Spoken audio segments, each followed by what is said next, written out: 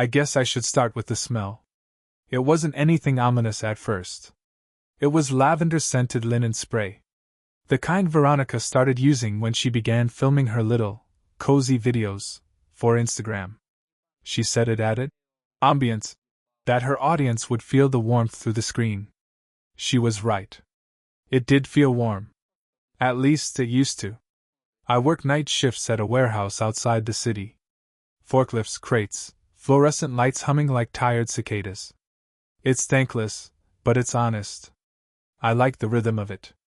You load, you stack, you ship. You don't question your purpose. You just do the work. Veronica, though, she was made of different fabric.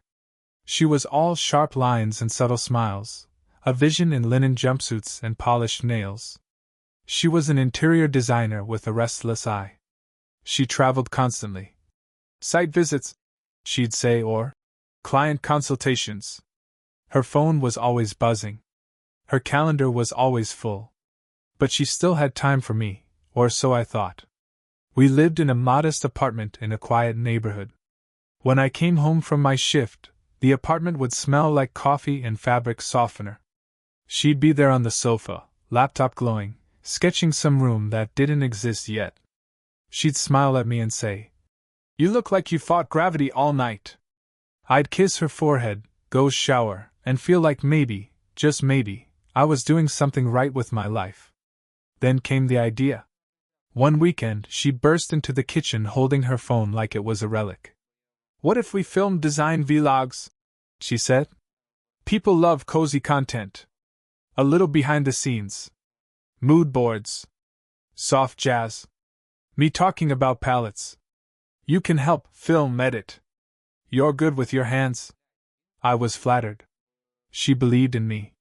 We bought a Canon EOS M50, some softbox lights, even one of those fluffy gray mics that look like dead animals but make voices sound like silk. I stayed up learning DaVinci Resolve, editing her clips until they looked like something from a Netflix docu-series. Her followers grew. Her DMs filled with praise. People sent her free candles, books, rugs. One even offered to fly her to Milan for a collab. I should have been proud. I was. But something else had started to happen. She stopped asking me how I slept. She stopped greeting me at the door. The kitchen stayed clean, too clean, like no one had touched it. Her perfume changed. It was something more expensive. Something musky. She'd say she had late-night consultations at hotels. Some clients are busy during the day. I didn't ask questions. I trusted her. But trust is like a ceramic plate. It looks strong. Until it hits the floor. It was small things at first. She'd take calls in the bathroom. Her laptop became password protected. She started criticizing my job. "You don't want to do this warehouse thing forever, do you?" Or, "I just think you've become too routine." One night, I came home early, power outage at the warehouse. She wasn't home. But her shoes were by the door. Her purse was on the table. The lights were dim, as if they had just been turned off. I didn't find anything suspicious. Just silence.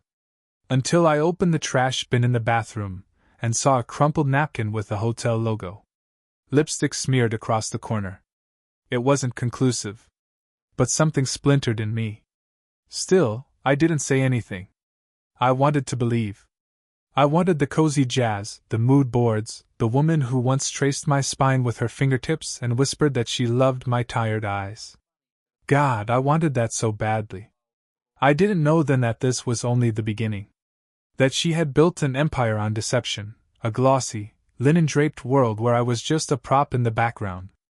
I would soon learn that while I was lifting crates under buzzing warehouse lights, Veronica was designing something else entirely, something cold, transactional, and devastatingly intimate.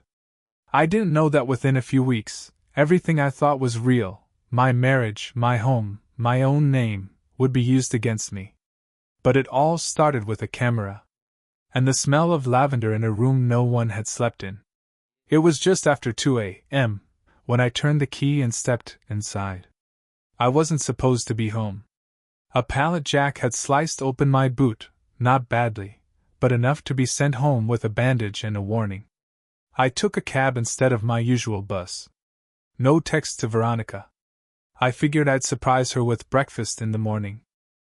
Funny how fate disguises itself as coincidence. The apartment was quiet. Lights off. But there was music playing, faint, muffled. Something smooth and jazzy, like background noise in a luxury hotel lobby. I thought maybe Veronica fell asleep watching something. But as I stepped out of my boots, I noticed a pair of men's dress shoes near the hallway, black leather, unfamiliar. My heart didn't break. It stopped. Froze. Waited. Then I heard a knock on my own door. I turned, and there he was. Mid-40s. Confused. Well-dressed, like he just came from a business dinner. He looked past me, smiled politely.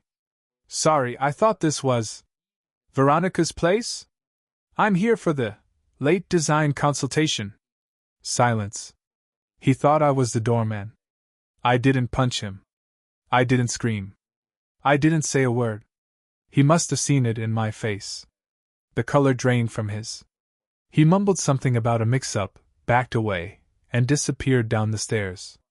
I stood there in the entryway, the door still open, the cold air creeping in behind me. I walked into the living room. Veronica wasn't there. The music was coming from her phone, left on the kitchen counter. Unlocked. Open to a message thread. A name saved as Mr. Stone. Same time tonight?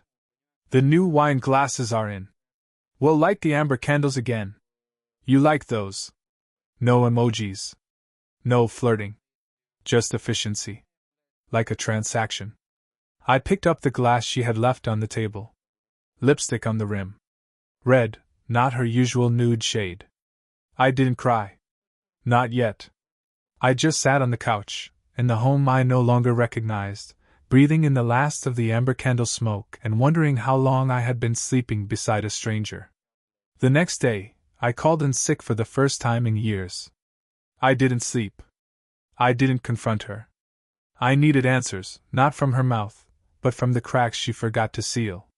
She came home at 6:15 a.m., humming, carrying a box of artisan pastries like she had just walked through a Paris morning instead of someone else's arms.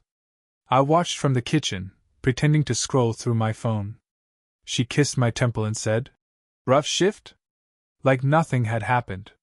Like the man from the night before wasn't part of her portfolio. She took a shower. I took her phone. It was still unlocked. Maybe she trusted me too much. Or maybe she was arrogant. There was no Mr. Stone in her contacts anymore. But there was a folder in her notes app titled V Clients Private. I opened it. Each entry was like a stab to the ribs. Names. Ages. Preferences. Loves Scandinavian minimalism. Prefers soy candles over beeswax. Keep the slippers near the window, he notices details. Some had payment schedules. Others had hotel room codes. One had our address. There were photos, not nude, no. More dangerous than that. Suggestive elegance. Veronica on the edge of our cream sofa, legs crossed, a throw blanket slipping just so. In the background, I saw the lamp I'd assembled for her videos. The rug we picked together. My world, weaponized. This wasn't infidelity. This was a system. She had created an exclusive, invite-only fantasy boutique under the guise of her design work. These tours were sold to wealthy men who wanted more than mood boards. They wanted her voice, her curated intimacy. And she gave it to them, wrapped in linen, poured over Chablis. Every night I stacked boxes and prayed for better shifts. She was building a kingdom from my absence. At noon, I opened our shared laptop. She rarely used it anymore. But the browser history was still there, tucked away. Encrypted emails. A second Instagram account, private, 38 followers, no posts. Until I looked in the tagged photos. There she was. Clinking glasses. Lounging in hotel robes. Always in the background. Always cropped, just enough to hide her face, But not her scent, not her signature. Her clients were tagging her. A digital breadcrumb trail she never bothered to sweep up. The account name? @Veronica Spaces. VIP. I closed the laptop. That was the moment I realized I was married to an illusion. That every tender moment had been performance art. That even my silence, my hard work, had been part of her business model. She didn't just cheat. She marketed it. She noticed the change in me. Of course she did. Veronica was many things: dishonest, manipulative, morally bankrupt, but she wasn't stupid. That night, she sat beside me on the couch, barefoot, a glass of wine in one hand, her other grazing my leg like we were still pretending. "You've been quiet," she said. "I'm tired," I replied. "That job is draining you. It's beneath you. You could do something bigger, you know." I looked at her then, really looked. At the lips that once told me I was her world. At the eyes that used to light up when I walked in the room. All I saw now was a performer studying her audience. "You think I'm small," I said. She smiled, slow and surgical. "I think you're limited." There it was. The shift. The subtle cruelty that drips from someone who knows they hold the narrative. She wasn't just lying anymore, she was rewriting who I was. Shrinking me. Casting me as the insecure husband, jealous of his wife's success. But here's the thing, I wasn't angry. Not yet. I was fascinated. I realized I was living inside a script she had written, where she was the visionary, the modern woman breaking norms, and I was the gray backdrop. The excuse? The man who worked nights and didn't understand her ambition. She had rehearsed this story. Probably told it to her clients, maybe even our friends. I wasn't a partner. I was a character. And I had no lines. She set her wine down and stood. "You know," she added casually, "men like you never last. You resent women like me because we change. We evolve. And you just want everything to stay the same." I said nothing. Because I knew if I opened my mouth I'd shatter. Instead, I watched her walk into the bedroom, hips swaying like punctuation. She knew I wouldn't follow. That was part of the control. I slept on the couch. She knew I would. That, too, was in her script. But what she didn't know was that I had started writing my own. And I was just getting to the first twist. I took 2 days off from work. Told my supervisor I had a family emergency. That wasn't a lie. It just wasn't the kind you could drive to a hospital for. Veronica thought I'd gone back to the warehouse.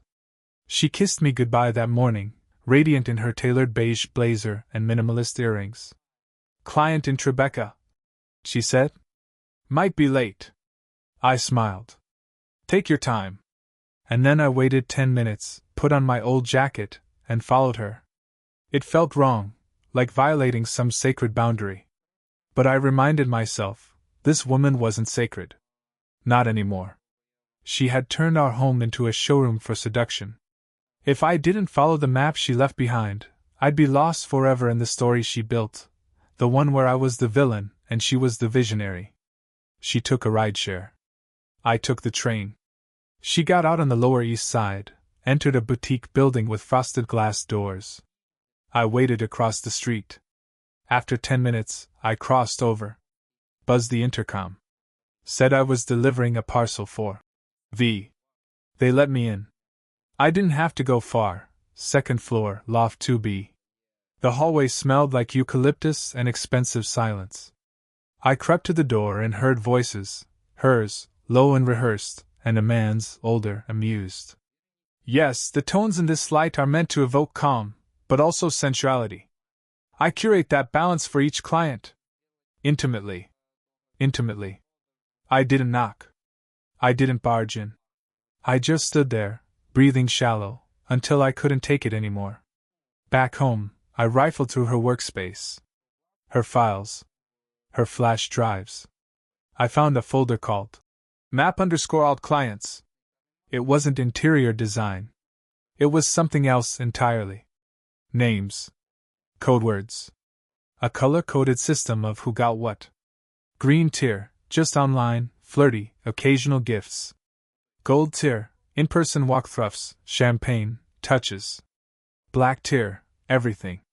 No questions. Premium access. Safe words included. Some clients had ratings next to their names. Others had notes. Prefers kitchen counter. No red wine, stains too easily. Bring samples of new scent line. Wear silk. Don't mention husband. There was even a payment tracker, neatly itemized, titled V Concierge Consultations. She had built an empire of men addicted to fantasy, and I was the unknowing janitor sweeping up the pieces. I sat on the floor with her USB in my hand, the scent of her curated candles still thick in the air. The entire apartment, our supposed sanctuary, was nothing more than a set piece. A map that led nowhere. And I had been living in it.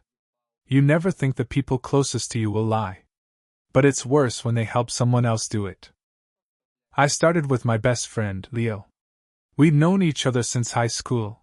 He was the one who got me the warehouse job in the first place. Steady guy, 2 kids, Sunday barbecues. We had laughed over beers, cursed our bosses, swapped anniversary tips. I had even helped him pick out the ring for his now wife. So when I called him up that evening, voice steady as a rope about to snap, I expected something: concern, confusion, maybe even anger on my behalf. But what I got was hesitation. Too long.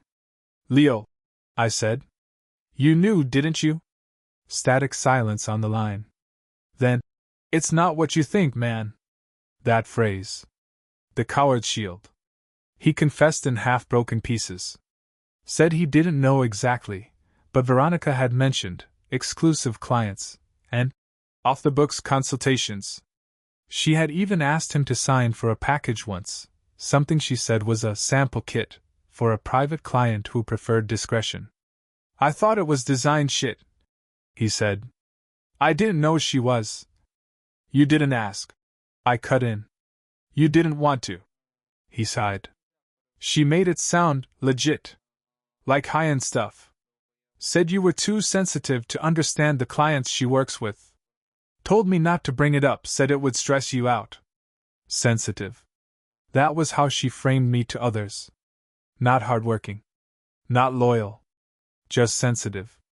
I hung up before I could say something I'd regret, though I don't regret much anymore. Later that night, I texted one of Veronica's supposed design contacts, a man she name-dropped before, Andre M. He was in half a dozen of her email threads. I used a burner app. Posed as a potential client. I didn't expect a reply. But I got one in less than an hour. The only takes referrals. Who sent you? Are you seeking the full experience, or just aesthetics? Aesthetics. That word, it suddenly felt vile. Empty. Even strangers knew there was a difference. There was a menu. And behind every tear, every curated moment of warmth, was a man like me. Discarded. Degraded. Betrayed not only by the woman he loved but by those who said they had his back. I wasn't unraveling anymore. I was sharpening. Because betrayal is fuel. If you burn it long enough, it turns into something hard. And I was about to start carving my way out of her designer dream. It started with a bank notification. A flagged transaction.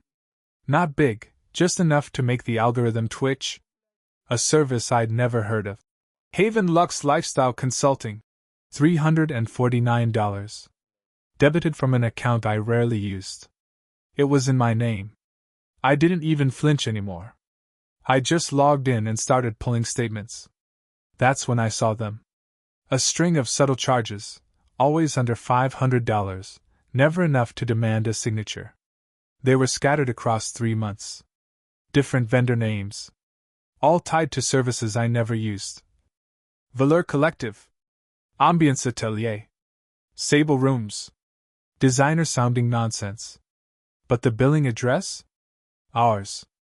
The name? Mine. Veronica had opened a shell under my identity. She wasn't just using our apartment as a backdrop, she was using me. I dug deeper. Contacted my bank. They confirmed that a digital signature had been used to authorize lifestyle business expenses under my personal checking account. Documents had been uploaded, scanned driver's license, tax forms, even a W-9 with my name on it and her handwriting. She'd forged my signature. Multiple times.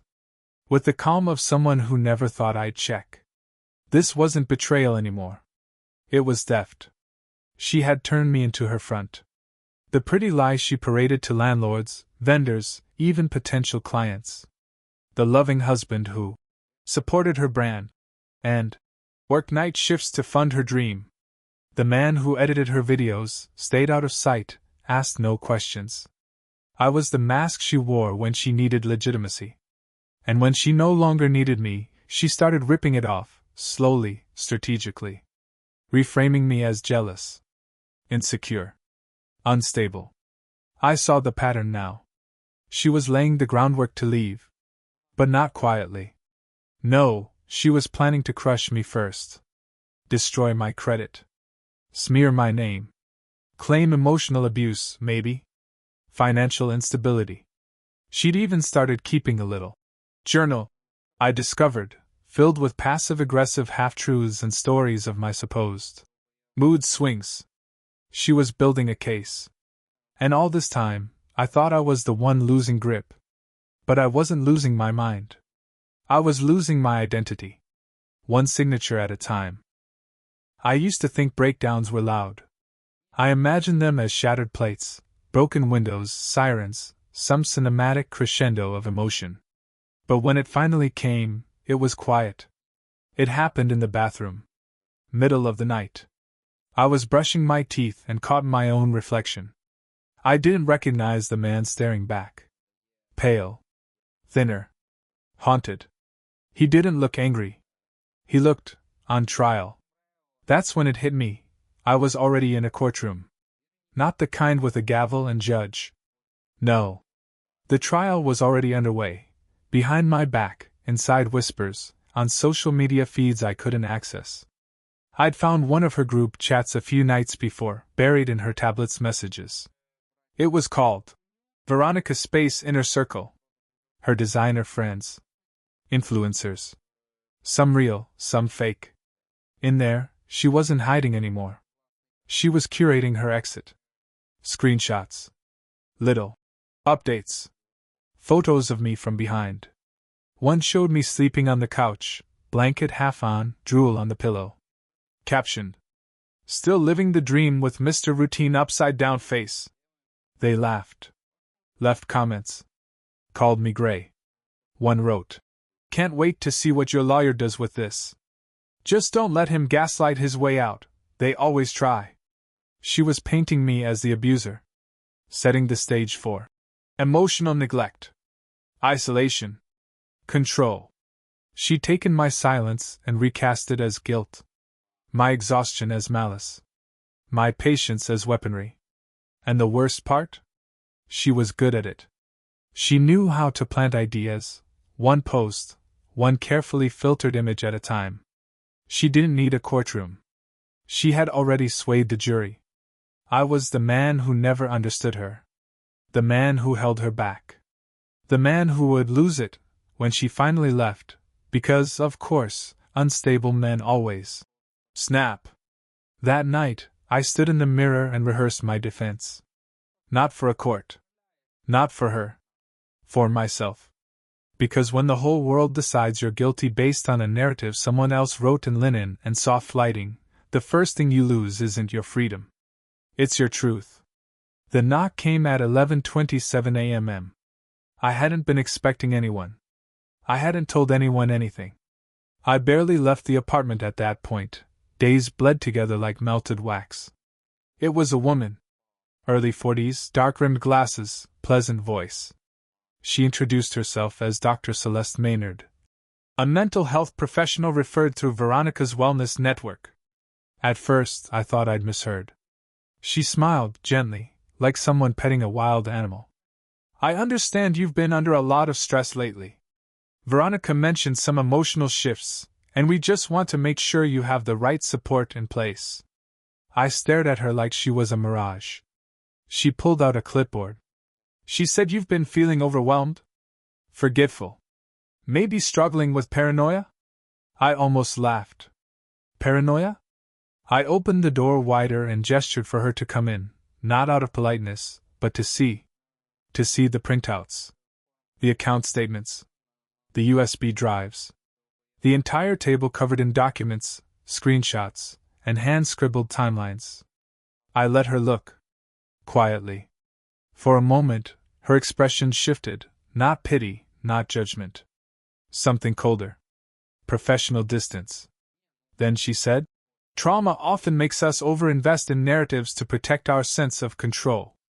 There it was. Gaslighting in a lab coat. I asked her plainly, "Is this a wellness check? Or is this your way of gathering data for a psychiatric filing?" She didn't answer directly. Just smiled again. "If we can document patterns now, we may be able to avoid something more escalated later." Something escalated. My wife had sent a mental health professional to my door. To preemptively frame me as unstable. To lay the groundwork for a court petition, or worse, a psychiatric hold if I dared to retaliate. If I showed emotion. If I crumbled publicly. I walked her out without saying another word.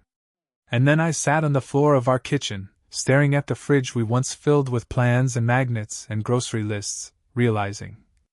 She didn't just want to leave. She wanted me erased. Neatly. Officially. Filed under. Unstable spouse. I was no longer a man in her eyes. I was a liability. The first letter came in a black envelope. Black, like it was mourning something. Like it knew what was coming. Inside was a formal cease and desist from a boutique law firm in Manhattan. Letterhead like marble. Cold words in serif font. "You are hereby instructed to refrain from making any defamatory statements regarding our client, Mr. Elliot Grange, in verbal, written, or digital form, including direct or indirect implication of misconduct." Elliot Grange. One of the names from her black tier list. The letter went on to imply I'd made threats. That I'd harassed his office assistant with unsolicited messages. That I'd posted potentially damaging insinuations on public forums. I hadn't done any of that. But the mere existence of the letter meant one thing: Veronica had called in favors. Or worse, her clients were circling the wagons to protect her. Protect themselves. They weren't just rich men sneaking around with someone else's wife. They were men with resources. PR teams. Attorneys. Influence. And I was just a warehouse worker. A man trying to defend his name with hand-typed notes and highlighter marks. In less than a week, I received 2 more letters. One from a venture capitalist in Tribeca. Another from a consultant in Chicago. All different firms, same tone: shut up. Step down. Disappear. I wasn't being intimidated by one person anymore. I was being managed, like a risk. An embarrassment to be neutralized. It occurred to me then that Veronica hadn't just designed spaces. She had designed relationships. Transactional, yes, but structured. These men had been told I was unstable. A bitter husband lashing out. Spiraling. Clinging to a broken marriage. And now that I'd seen the truth, they weren't retreating in shame. They were lawyering up. To silence me. To preserve their clean, curated lives. I was the only one bleeding from this story. And the rest of them, the rich, the comfortable, the protected, were already working on the sequel. One where I didn't exist. There's a different kind of violence that comes without fists. It shows up in fine print. I found it by accident, a call from a credit union I'd never heard of, asking if I was still planning to proceed with the business expansion loan. Business expansion loan. Under my name.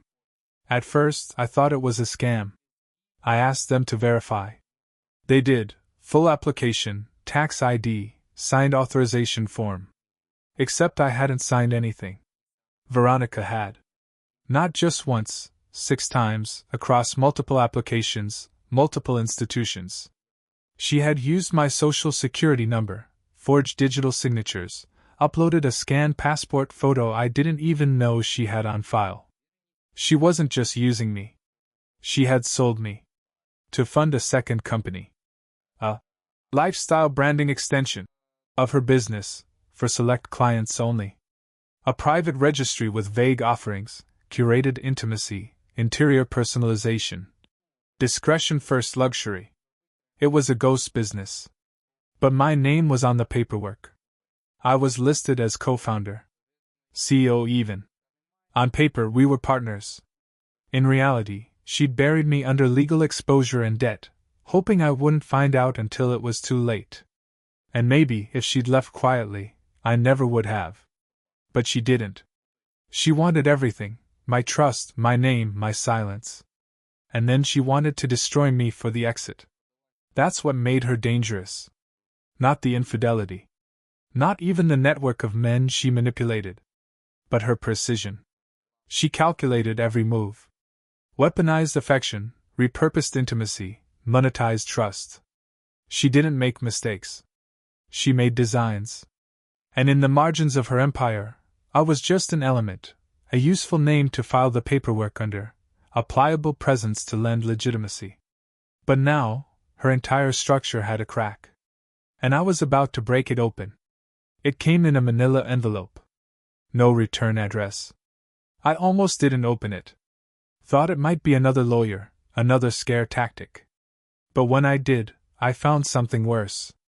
A psychiatric report. Dated. Signed. Stamped. Filed under my name. It said I had paranoid delusions. It said I exhibited escalating hostility and delusional behavior regarding his spouse's professional activities. It said I was increasingly erratic, obsessed with proving imagined betrayal. My blood went cold. It wasn't a record of an evaluation, it was a profile. Fabricated. I scanned the signature. The doctor's name was real. I looked her up. A licensed psychiatrist. Based in Midtown. So I called. She answered. When I asked about the report, she was silent for a moment. Then said, "I'm sorry, but I don't discuss patients over the phone." I told her I wasn't her patient. Another pause. "I've never met you," she finally admitted. "But someone did request a professional character review for you, as part of a precautionary legal measure. I was given documentation and testimony." "From whom?" "I'm not at liberty to say. But if that information was released to you, it shouldn't have been." The line went dead shortly after. That's when I understood Veronica had orchestrated it. She had used her network, her polish, her conviction, to convince a doctor I was unraveling. Enough to get a diagnosis that could hold up in court. She was laying the final stone in her escape tunnel. The last insurance policy in case I tried to defend myself publicly. Because once a man is labeled unstable, once he's officially unwell, no one listens to him anymore. No matter what proof he holds. Truth doesn't matter when you've already been diagnosed. That night I didn't sleep. I sat in the dark, holding that envelope, wondering how many others had helped her build this case. How many of my friends had read it and nodded. How close I was to being institutionalized, not for what I'd done, but for what she needed me to be. Unraveled. Uncredible. Erased. I finally understood when I saw the name. It was buried deep in an old message thread from her private tablet, one she had carelessly left plugged in, assuming I'd never dare touch it again. His name was Martin Greaves. In the message he'd written, "He won't even remember me. That's what makes this perfect." He was wrong. I remembered him. 5 years ago, Martin was just another temp at the warehouse. Arrogant. Lazy. Always late. He'd lied on his application, said he had logistics experience, but couldn't tell the difference between a manifest and a mileage log. I fired him. Personally. Had to. He nearly caused a forklift accident that could have killed someone. He didn't argue. Didn't even look angry. Just nodded slowly and said, "People like you never see the fallout until it's too late." I never thought of him again. Until now. Because Martin Greaves wasn't just a bitter ex-employee anymore. He was the name behind Haven Lux. The one listed as private investor on Veronica's second business. The man whose burner accounts I'd traced to fake reviews and client endorsements. The shadow behind her curated brand. He had funded it all. The videos. The luxury sets. The lawyered-up lovers. The psychiatric report. He had built the engine. Veronica had driven the car. And I was the road they paved over. All this time, I thought she was operating alone. But it wasn't just betrayal. It was revenge. Calculated. Patient. Personal. He didn't just want me hurt. He wanted me reduced, socially, financially, mentally. And he had found the perfect weapon, a woman who could wear devotion like perfume and cruelty like couture. She wasn't his accomplice. She was his design. I don't know what deal they made. Whether it was money, blackmail, or some twisted emotional bond, but I know one thing. I didn't just lose a marriage. I was the target of an orchestrated dismantling. Planned by a man I thought I'd left in the past. And executed by the woman I had once loved without question. She took nearly everything. By the time the court papers came, she had already moved out. Left the apartment like a staged set struck after the final scene. No note. No call. Just empty drawers and strategically placed objects, the kind of post-exit silence only a professional designer could execute. In the court filing, she claimed I was emotionally unstable. That she feared for her safety. That she had endured years of quiet psychological manipulation. She attached the psychiatric report. She claimed financial abuse. She listed all the accounts, the ones in my name she had opened, the debts she had incurred, the payments she had authorized. It didn't matter that I had evidence. Screenshots. Emails. The forged documents. The ghost company she registered. Even the voice memos she accidentally recorded during one of her exclusive sessions. None of it mattered yet. The judge granted her a temporary restraining order. She filed for control of our remaining joint assets. And she smiled in the hearing, just slightly. Like a magician watching her trick unfold. But here's the thing. She didn't get everything. There were pieces of me she couldn't touch. The ugly pieces? The ones forged in warehouse grit and long shifts and loneliness. The parts of me that knew how to survive on 3 hours of sleep and a bent spine. The parts that remembered what it felt like to rebuild from nothing, because I'd done it before. She couldn't steal the instinct that told me which friends to cut off. She couldn't erase the moments when I began to document everything, when I stopped reacting and started recording. And most of all, she couldn't steal what was coming next. Because something had shifted. I had spent so long trying to defend myself inside her story, inside his plan, that I had forgotten. I could write too. Not fiction. Not design. Truth. I had a full digital folder now. I had found other names, other victims, women and men. I had timelines, financials, testimonials. And I had nothing left to lose. Everything she thought she buried? I was digging up. Carefully. Patiently. Like someone setting a trap in a house built of glass. She always believed endings could be styled. That if the colors were muted enough, the words vague enough, and the lighting just soft enough, she could escape blame. That the world would see a brave woman, walking away from a gray, jealous husband who couldn't keep up. And maybe they did. At first. The social media posts showed her smiling. Drinking matcha in minimalist cafes. Her captions dripped with veiled rebirth. Choosing peace. Designing a softer life. She got hundreds of likes. Sympathy. Applause. Until I spoke. Not loudly. Not with rage. I didn't scream.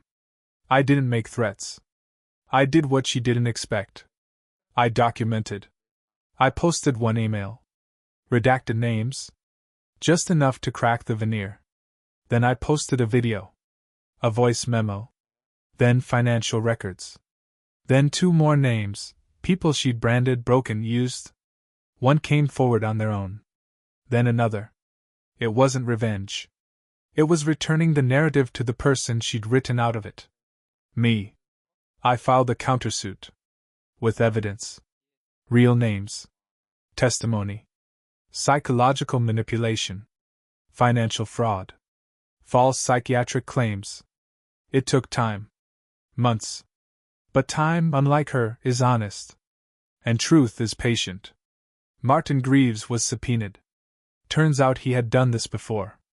Not quite like this, but similar enough. Legal pressure revealed a chain of manipulated partnerships. Failed ventures. Quiet settlements. He vanished when the first investigation opened. Veronica? She cracked in court. Not dramatically, not the way a movie would script it. But in the quiet ways that matter, contradictions. Gaps.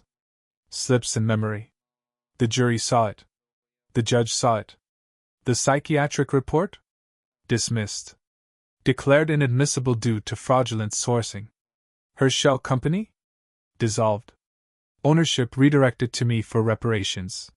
She lost the assets she tried to build with my name. She lost credibility. But me? I didn't win. This wasn't a victory. It was survival. There's no real triumph in watching someone you once loved burn down the world you built together just to prove they could walk through the ashes untouched. But there's clarity.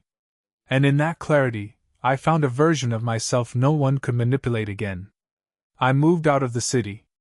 Got a new job, not warehouse work this time, but something quiet. Independent. Sometimes I still smell lavender and want to scream. Sometimes I dream about the hallway, the man who thought I was the doorman. But mostly I sleep now. She designed a lie so complete, so cruel, it almost replaced my life. Almost. But here I am. Still here. Still standing. And finally, I own my name again.